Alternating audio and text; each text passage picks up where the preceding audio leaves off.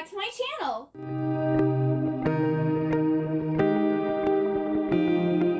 Today I'm going to be doing the mid-year reading check-in tag. So I'm going to be going over the best and worst books that I have read so far in 2023. There are 12 questions in total. And then just to give a perspective of how many books I've already read. So today is June 11th and I have read 116 books. And my goal for the year is to read 250 books. So I'm 9 books away from being halfway to my goal, which means I honestly just need to read 9 more books in June, and I will be on track for my goal. So yeah, let's get into the questions. So the first question is the best book you've read so far this year. And I'm going to choose a novel and a manga. So the novel is Anastasia by Sophie Lark. This is my first Sophie Lark that I've ever read. And I picked up this book because I was hearing a lot of buzz about it. It was like her first historical fantasy story. This is the only 5-star novel that wasn't a reread this year. I've read 116 books and I've only given, I think, 2 novels 5 stars. Anastasia and then my reread of Nevermore. Everything else has been 4.5 or below. I really enjoyed this book. It is very slow. And the romance isn't as heavy as I think a lot of people was expecting it to be. But it just had all of the elements in a story that I really like. And it had some twisting, shocking things in it. It was just so good. I love this book so much. I think it made me cry, but I'm not 100%. But I think it did. But Anastasia is a fantasy retelling of Anastasia from the Romanov family who were all murdered way back yonder. And in this, the royal family has powers. They're fighting, they recently formed a treaty with this local, I guess, indigenous group, and the son of the leader of that group is been taken kind of as a war captive after he tried to assassinate Anastasia's father. He is being kind of held as to keep the treaty intact, and basically if they don't hold up to their end of the treaty, the son will get killed. And him and Anastasia kind of form this relationship. It's enemies to lovers. And then, of course, also the Romanovs get murdered. And Anastasia's the only one left. And she kind of has to save Russia type of thing. And it was just so good. I highly recommend it if you do historical fantasy and or, the story of Anastasia is something that you're really interested in. I think you'd like this book. And then the manga series, the best manga series I've read so far this year was Orange. I recently talked about this in my May wrap-up. This was just such a good series. It was so emotional. The first complete collection made me cry multiple times. Which, let me just be clear here. It takes a lot for me to cry in a book or a movie or whatever. It's hitting hard if it makes me cry. But Orange is about Naho, who is in 11th grade, and she gets this letter from her future self 10 years in the future, and it basically outlines all these different things that are going to happen throughout that year, and they all revolve around this new kid called Kakeru. It's basically all the regrets and things that Naho's future self has and things she wished she had done differently. And it's kind of a guideline to help Kakeru for something that is going to happen later if things don't change. And it's a time travel, multi-universe type story. And it's just really, really good. The second question is the best sequel you've read this year.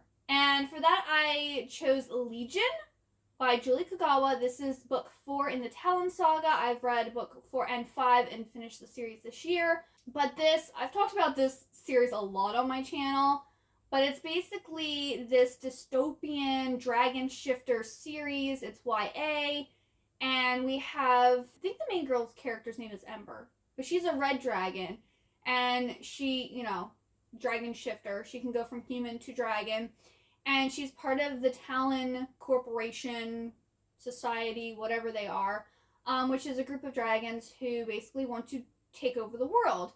And she is assigned a job that she doesn't want to do, which then makes her question society, and it leads her to running off and helping with this rebellion. And there's a love triangle between her, a human, and one of the rebel dragons. And it's so good. Oh, the first book in the series I gave 5 stars, and then I think every single other book I've given 4 stars, because the first book was the best, but like, it was so good. And as soon as I finished Legion, I had to read the final book, Inferno. Like, I read them back to back. They were so good. Love the series. So yeah, if you like the 2010s YA love triangle-y stuff, or if you're into like dragons or dystopian, I think you would highly like this series. Question number 3 is new releases you haven't read yet but want to. So I chose 3. I did Flower Heart by Catherine Bakewell. This is kind of supposed to be like a cottagecore style YA novel about this girl who I think accidentally like does something to her dad because she has magical powers, and like she has to figure out how to reverse what she did to him. And I've heard some good things about this one, and I do own it. I just haven't gotten to reading it yet. The second one is Yellowface by R.F. Kuang. I read Babel of hers last year. I enjoyed it. I don't think I enjoyed it as much as the majority of people, but this one sounds more interesting. It's about these 2 friends, or like students who like are in the same department. One of them is a literary darling and the other one isn't doing so great, and the literary darling ends up dying or getting murdered or something like that, and the other girl goes and steals her manuscript and changes it and uses it for herself. I believe the literary darling has a different culture than the girl who ends up stealing it, and so like there's cultural appropriation and like issues like talked about with the publishing industry and different stuff like that, and it sounds really good. I did pre-order the Fairy Loot special edition of this, but I think I'm also going to have to buy the Kindle book because I'm reading this in July for somebody's book club.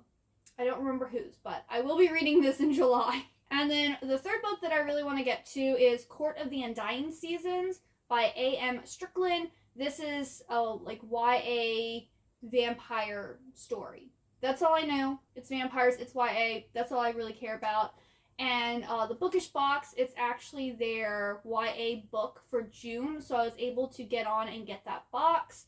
I don't know when it's going to arrive because I know the Bookish box is really bad with getting in and shipping their items, so I have no idea where I'm going to get this book. Hopefully it will be before the end of the year, but as soon as I have it, I really want to read it because it sounds really good. And then question number 4 is my most anticipated releases for the second half of the year. This was hard because there's a lot of books coming out, like Cassandra Clare's new book that's not a Shadowhunter book is coming out, and then a sequel spin-off series to the Serpent and Dove trilogy is also coming out. But I didn't choose those, but I wanted to mention them because there's just so many good books still coming out this year. But I have Love Theoretically by Ali Hazelwood. That actually comes out this week. It comes out on Tuesday. I have a signed edition pre-ordered, but it's not supposed to get here till like June 20th, so I'm probably going to purchase the Kindle book so I can read it as soon as possible. Ali Hazelwood, if y'all didn't know, she writes feminist like rom-com novels, and it's, you know, the main character is always a female who is some type of scientist, and she falls in love with another scientist. They're cute, they're quirky, and I just love all of her books. She is my favorite romance author. The second one I have is a Curse for True Love by Stephanie Garber. This shouldn't be any surprise because I love all the books that she has written. She's one of my favorite authors, and I was torn at the ending of Ballad of the Never After. I was just like, why would you do that? Why would you end the book that way? So I'm like, I'm dying to get this book. If you didn't know, A Curse for True Love is the third and final book in the Once Upon a Broken Heart trilogy, and it is a sequel spin-off series to the Caraval series, and it follows Evangeline, who ends up making this deal with Jax, the Prince of Hearts, and it's good. I'm pretty sure you've heard people talk about this because I think everyone's excited for this book. And then the third book I'm going to talk about is A Multitude of Dreams by Mara Rutherford. Again, if you've watched my channel a lot, you know I am a huge Edgar Allan Poe fan, and this is a YA novel that is inspired by, I think, Edgar Allan Poe's The Mask of the Red Death, if I remember correctly. I've never read anything by Mara Rutherford, but the cover of this book is gorgeous, and it's inspired by Edgar Allan Poe, and that's all I really need to know. And then the fifth question is the biggest disappointment this year. For this, I had like a few, but I figured because this one got the lowest rating, it's my biggest disappointment. So that's These Wicked Stars by Caitlin Wilson. And this was a book that I found on Kindle Unlimited, and I read the synopsis of it. It was like, if you like The Cruel Prince and Caraval, you'll love this book. And it was a flop. Like, it was so bad. The first half of it was interesting. I thought it was compelling, and then the third, like, after the halfway mark, it, like, just went all downhill from there. And it was so bad. But we basically followed this girl who is, like, an illegitimate child who's been passed around throughout her family members, and she's treated as kind of, like, a servant, so it's kind of like that Cinderella element to it. She's betrothed to the man. But then he goes at this big party and gets betrothed to her cousin. And she's like, what the hell's going on? We're betrothed. Why are you now betrothed to my sister? And there's like this whole scene. And our main character gets kicked out of the house on the night of this like festival thing where I guess it's kind of like dangerous to be out. And she ends up in this bazaar after she forms a deal with this older gentleman at the inn to get him the water from this fountain at this bazaar. She has to basically get through the bazaar without selling her soul. It's shocking to everyone that she keeps on going through the bazaar and isn't selling her soul to anyone for anything. Like, no one's tempting her. And the bad guy is, like, obsessed with her and wants her. And she literally isn't special in any single way, shape, or form. We find out later why she's special, but, like, in my opinion, she's still not special. And she just does, like, some really stupid things, and, like, there's a romance in here that doesn't make sense, and it all falls apart at the end. Like, it just doesn't make any sense. So I was really excited for this because I do love Caraval so much, and it set out to deliver, and then it didn't deliver. So that's why it's my biggest disappointment. And then my biggest surprise, I chose Blood Orange by Karina Halley. This is a adult spicy romance duology. The first one is Blood Orange and the second one is Black Rose. And it's kind of like a reimagining of Dracula. And in this one, Dracula is a professor at this music conservatory in Italy. And our main girl character is a witch, and she's sent to the conservatory to kill him. It turns out that she's actually, like, the reincarnation of his, like, past loves. Like, the women that he's loved throughout time have all been the same girl reincarnated. And so there's a lot of spicy scenes. Lots of spicy scenes. But, like, this was, like, so addictive. When I read it, I was like, this book was made for me. And 100% right. It was made for me. I read it while in a book slump, and it got me out of it. And as soon as I finished reading the first book, I had to read the second one. Now, I will say the two books are very similar because it's kind of, I don't want to say it's retelling the story of the first one, but it kind of is in a way. So a lot of the, like, sex scenes in the second book are almost exactly the same as the first book. So the last, like, 100 pages of the second book were kind of boring because I'm like, okay, we've been there, we've done that. You know, like, you're just repeating things that have kind of already happened, but just with a new person. But other than that, I absolutely love this duology. If you like spicy scenes, if you like vampire romance, like, I would highly suggest this one. I really liked it, and I want to check out more from this author, too. And then my favorite new to me or debut author, I chose Alyssa Weiss, who wrote Nocturne. I think I read that book back in, it was March or April, I think. She writes like Erin Morgenstern and Stephanie Garber. She has like these beautiful, like, very, is it called purple prose, I think? Her writing is just so gorgeous, and like you're there for the vibes. I just really like that. Like, I like anyone who writes like really beautiful books. I love The Invisible Life of Addie LaRue because of that. I also really like The Last Tale of the Flower Bride by Roshani Chokshi. Like, if you like that type of lyrical writing that's kind of, you're there for the vibes, and it kind of, you know, it has a story, but it's not like a very clear-cut story, you'll really like Alyssa Weiss, at least her Nocturne book. And I do know she has one other book that I believe is a YA novel, and I really want to read that one. I'm interested to see what else she cooks up for us. Question number 8 is my newest fictional crush.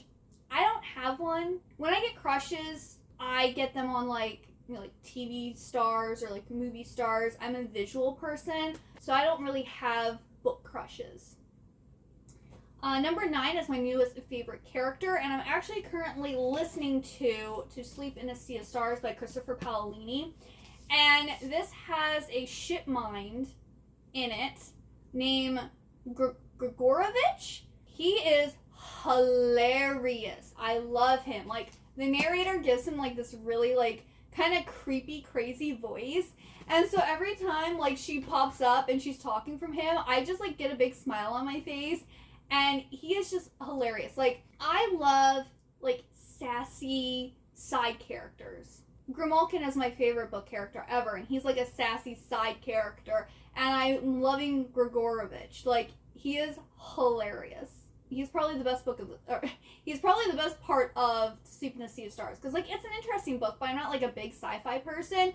So having like this kind of like AI system in this ship that has like its own personality and is very like sassy and kind of crazy it's just fun to read, and also, well, I guess fun to listen to. I'm not reading the book, I'm listening to it. But yeah, I'm really enjoying him. So if you like those like sassy side character type of things, I think you should read To Sleep in a Sea of Stars, because he's a good old time. I like him a lot. Number 10, a book that made you cry. I already talked about a few of them, but the main one is Orange, the manga. Like, I think I cried like 3 or 4 times in like that first complete collection, like number 1. Yeah, I don't cry that much, so I wanted to choose a different book for this, but like it is what it is. So yeah, that one has definitely made me cry the most. 11 is a book that made me happy. A lot of books made me happy. Some of them I've already mentioned.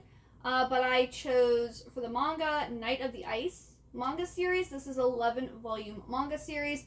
This was just such a precious series. Like, I read all 11 volumes in February. We have this figure skater who is an otaku, and his best friend has been his like friend since childhood, and she has to do like this little magical girl spell thing for him before he goes on the ice to like help him win. And it is just so cute, and it's like their little romance. And yeah, if you like the like otaku themes, or if you like, you know, cute shoujo manga, I highly recommend Night of the Ice. And then for the novel, I chose The Winter Garden by Alexander Bell. Is this a happy book? No, this is actually very sad. This is the last book that I completed reading. This is my book club pick for June. I chose it as happy because the writing in this is absolutely gorgeous. If you like Erin Morgenstern, if you like Stephanie Garber or Alyssa Louise, you will love the writing in this. It's more of like a gothic story, but has very like magical elements in it.